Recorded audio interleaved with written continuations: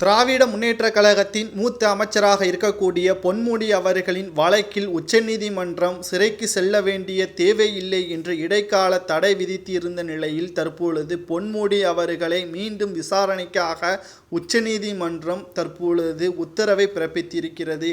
காரணம், வயதை கருத்தில் கொண்டு என்னை சிறையில் அடைக்க வேண்டாம் என்றும் தற்பொழுது நீதிமன்றத்தில் கூறியிருந்தார். மருத்துவ பரிசோதனை செய்ததற்கான ஆவணங்கள் அனைத்தையும் நீதிமன்றத்தில் ஒப்படைத்திருந்த நிலையில் தற்பொழுது 3 வாரங்களாகவே பொன்முடி அவர்கள் உதயநிதி ஸ்டாலின் அவர்களை துணை முதல்வராக வரவைக்க வேண்டும் என்பதற்காக பல்வேறு இடங்களுக்கு சுற்றுப்பயணம் மேற்கொண்டு உதயநிதி ஸ்டாலின் அவர்கள் வாழ்க என்ற கோஷங்களையும் இட்டு வருகிறார். இதற்கான வீடியோவும் இணையதளத்தில் வைரலாக பரவி வருகிறது.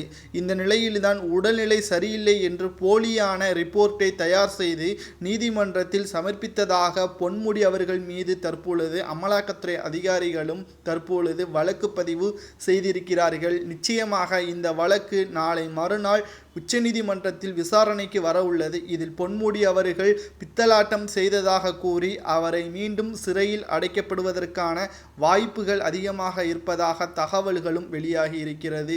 கொஞ்ச நஞ்சமல்ல, அனைத்தும் திராவிட முன்னேற்றக் கழகத்தில் இருக்கக்கூடியவர்கள் அனைவரும் பித்தலாட்டம் செய்யக்கூடியவர்களாக இருக்கிறார்கள் என்றும், அதிலும் குறிப்பாக பொன்முடி அவர்கள் உயர்கல்வித்துறை அமைச்சராக இருக்கும் பொழுது பெண்களுக்கு இலவசமாக வழங்கப்பட்ட பேருந்துகளில் செல்லக்கூடிய பெண்களை ஓசி என்று கூறி அவதூறாக பேசியதும், முதல்வர் ஸ்டாலின் அவர்களுக்கு பல தொந்தரவுகளை கொடுத்ததும் குறிப்பிடத்தக்கது.